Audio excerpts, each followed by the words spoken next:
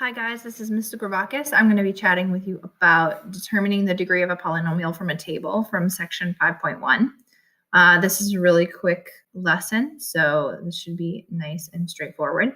So we are given, if we are given some outputs, some y values that are associated with x values, we tend to be working with x values that are consecutive, right?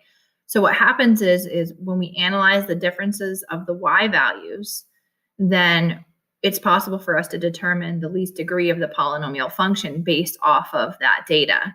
So for example, if we were to take the differences of the y values, and the first set of differences are all constant, meaning they're all the same number, then that means that the function is first degree, which means it's a linear function, which makes sense, right? Because in the past, you guys have figured out equations of lines based off of tables, and you found out the differences of the x's and the differences of the y's, and those were consistent.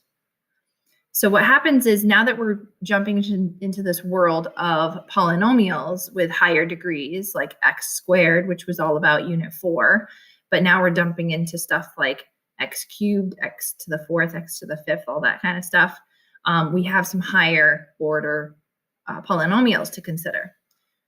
So what happens here is we want to take the difference of our y values. So we want to start at the bottom, and we want to do a -7 minus a -1. So -7 minus a -1 ends up getting us a -6.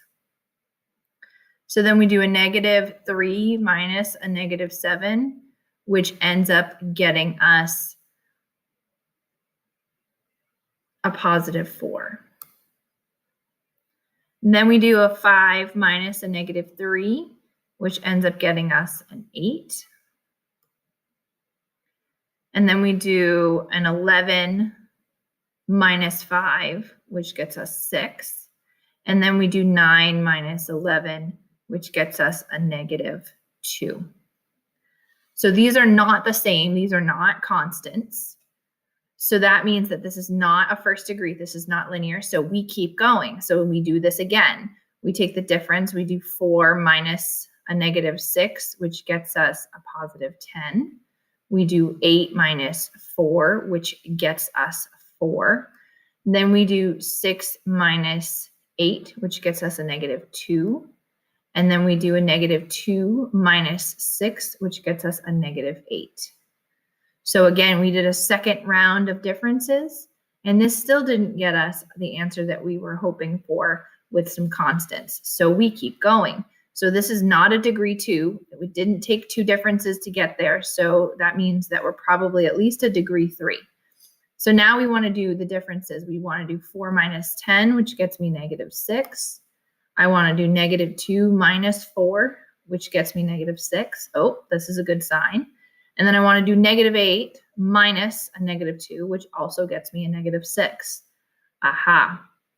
So we have now ended up with the same number here. So it took us 3 tries to get there, which means that this is a third degree polynomial. We could also call this a cubic polynomial. So this looks like an x cubed.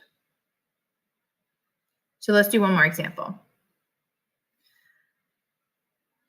So take our differences. We have 9 minus 16, which ends up getting -7. We have 6 minus 9, which gets us a -3. We have 7 minus 6, which gets us a 1. 12 minus 7, which gets us 5. And then 21 minus 12, which gets us 9. Okay, first round, not all the same, so this isn't linear. So let's keep going. Now take our difference. -3 minus a -7 gets us 4. 1 minus a -3, also 4. Ooh, we're on the right track. 5 minus 1 is also 4. And 9 minus 5 is also 4. So it only took us 2 rounds of differences to get to a constant. So that means that this is a second degree polynomial. We call a second degree polynomial a quadratic, which means that this is x squared. You don't need to do all 3 of these. These are just the different ways that you could report your final answer to us. You could say second degree, you could just say quadratic, or you could just say x squared. That's perfectly fine. So this is how you can find out what the degree of the polynomial is given a table of values.